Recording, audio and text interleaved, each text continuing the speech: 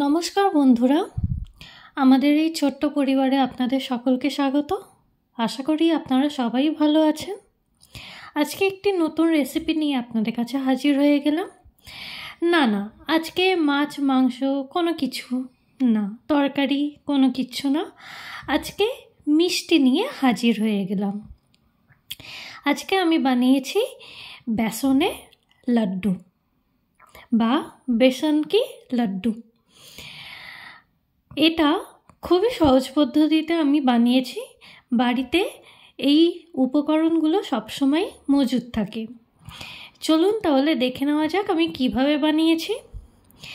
প্রথমে আমি বেসনটা একটু ভেজে নেব, মানে স্যালো ফ্রাই যাকে বলে। এই রকম বাটি আমি 2 বাটি বেসন নিয়ে নিয়েছি। এইভাবে আপনারা যদি বাড়িতে বানান তাহলে তো আর দেখতেই হচ্ছে না, ভীষণই ভালো লাগবে প্রত্যেকেরই। তাছাড়া বন্ধুরা আর কি বলবো, এখন যা সময় পড়েছে, মিষ্টি দোকানে গিয়ে মিষ্টি যে কিনবো, মিষ্টির দাম দেখেই মাথায় হাত পড়ে যায়। 10 টাকার নিচে কোনো মিষ্টিই পাওয়া যায় না। আর মিষ্টিগুলোর যে সাইজ হয় সেগুলো দেখে কাঁদবো না হাসবো সেটা ভাবতে ভাবতেই টাইম চলে যায়। কিন্তু আমরা তো বাঙালি, পছন্দের জিনিস না খেয়ে কী করে থাকা যায় বলুন? সাধেই কি না বলে, ভোজন রসিক বাঙালি। যাই হোক, কথা বলতে বলতে তো আমার এই বেসনটা স্যালো ফ্রাই হয়ে গেছে, এর থেকে বেশি আমি করব না। আবার প্যানটা ভালো করে ধুইনি, মুছে আবার বসিয়ে দিলাম। প্যানটা আমার মোটামুটি গরমই আছে। এখানে আমি ঘি দিয়ে দিলাম। আমি এখানে 2 চামচ ঘি দিয়েছি। আপনারা যেরকম বেসন নেবেন ঠিক সেই রকম পরিমাণে বা তার থেকে বেশি পরিমাণে ঘি নিতে পারেন। এবারে আমি যে স্যালো ফ্রাই করে রেখে দিয়েছি বেসনটা, সেটা আমি ঘিতে ভালো করে ভেজে নেব। এমনভাবে ভাজতে হবে যাতে কোনো লাম্পস না থাকে বা দলা পাকানো যাতে না থাকে বেসনে। হ্যাঁ, সেটা একটু করতে সময় লাগবে অবশ্যই।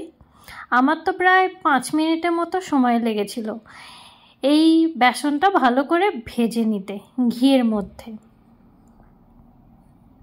এখানে আমি স্টেপ বাই স্টেপ ভালোভাবে দেখিয়েছি যাতে আপনাদের বুঝতে কোনো অসুবিধা না হয়ে থাকে।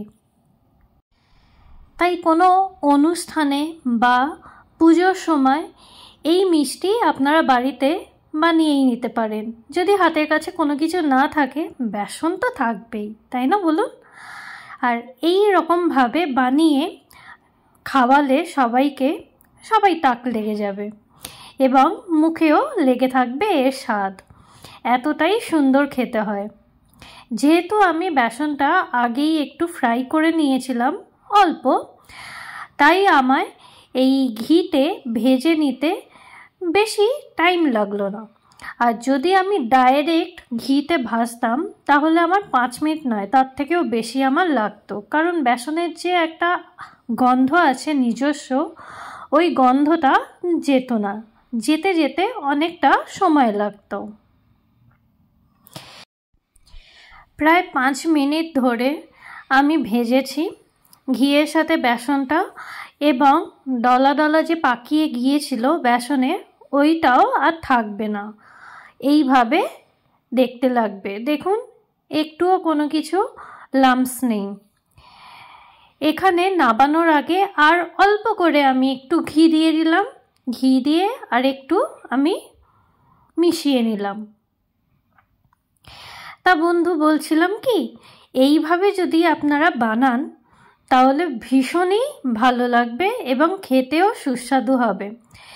দোকানের থেকে আমার তো মনে হয় বাড়িতে বানালে যেমন মনও ভরবে তেমনি পেটও ভরবে, অবশ্যই মিষ্টি নয় অন্যান্য জিনিসও, এবং সুস্বাদু তো হবেই আর হেলদিও হবে, তাই নয় কি বন্ধুরা বলুন তো?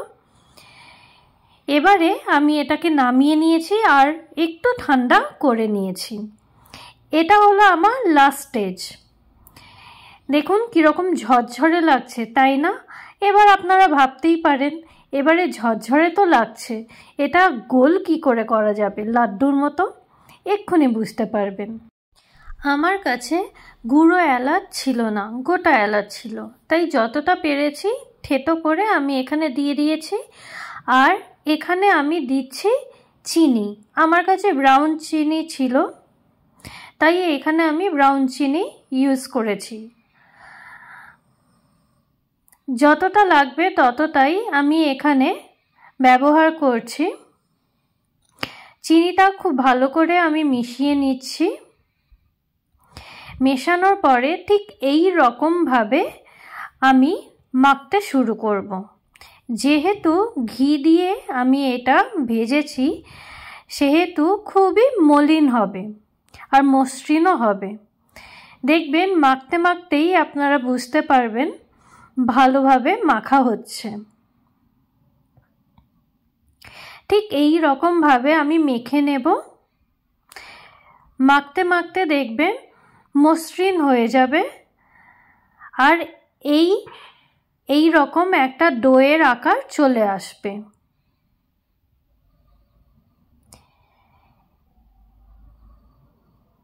আমি এখানে অল্প করে টেস্ট করে নিয়েছিলাম যে চিনি আর একটু লাগবে কিনা, কারণ আমরা চিনিটা একটু কম খাই, মিষ্টিটা, তাই আমি অল্প অল্প করেই মিষ্টি এখানে দিচ্ছিলাম।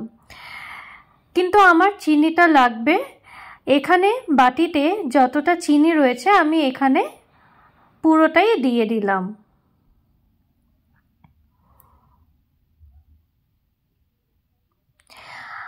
বন্ধুরা, আপনারা যদি সাবস্ক্রাইব না করে থাকেন, আমার এই ছোট্ট পরিবারে যদি না এসে থাকেন, অবশ্যই সাবস্ক্রাইব করে আমাদের পরিবারে চলে আসবেন, আমাদের সাথে থাকবেন। অনেক নতুন নতুন রেসিপি এবং অন্যান্য জিনিসও আমি এখানে আপলোড করি, আপনাদের দেখতে অবশ্যই ভালো লাগবে।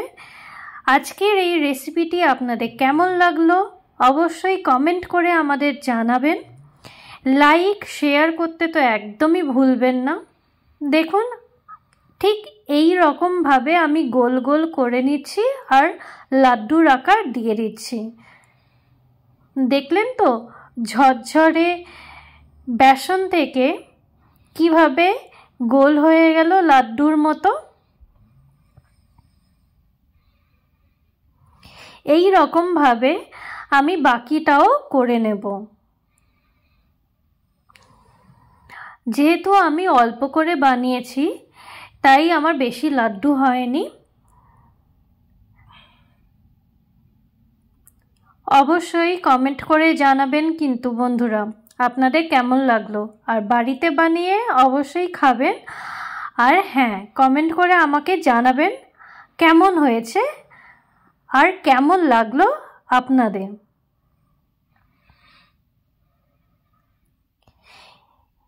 এই বেসনের লাড্ডু আমার তো ভীষণই ভালো লাগে খেতে। ডেকোরেশনের জন্য আমি এর ওপরে কাজু দিয়ে দিলাম। দেখুন কি সুন্দর লাগছে, তাই না? একদম দোকানের মতো। বেশি সময়ও লাগে না এই লাড্ডুটি বানাতে। আমার বেসনের লাড্ডু একদম রেডি সার্ভ করবার জন্য। এটা যদি ফ্রিজে রেখে দেন তাহলে একটু শক্ত হয়ে যাবে, যেহেতু এখন আমি সবে বানিয়েছি তাই এটা নরম আছে। ফ্রিজে রেখে দেবেন, ভালোভাবে শক্ত হয়ে যাবে। তাহলে বন্ধুরা দেখা হবে আবার অন্য একটি ভিডিওর সাথে। সাবস্ক্রাইব কিন্তু অবশ্যই করবেন আর আমাদেরকে জানাবেন আপনাদের কেমন লাগলো। ভালো থাকবেন, সুস্থ থাকবেন আর হ্যাঁ, সবাইকে ভালো রাখবেন। ধন্যবাদ।